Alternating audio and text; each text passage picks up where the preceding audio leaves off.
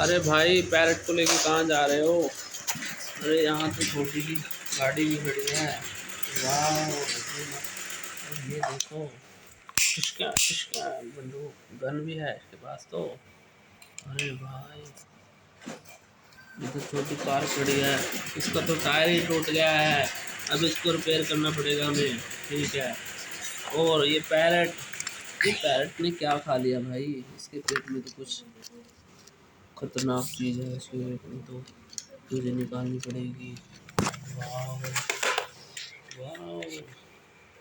हाँ, मॉक्स के पास तो फायर ब्रिगेड वाली गाड़ी भी है। फायर ब्रिगेड वाली गाड़ी।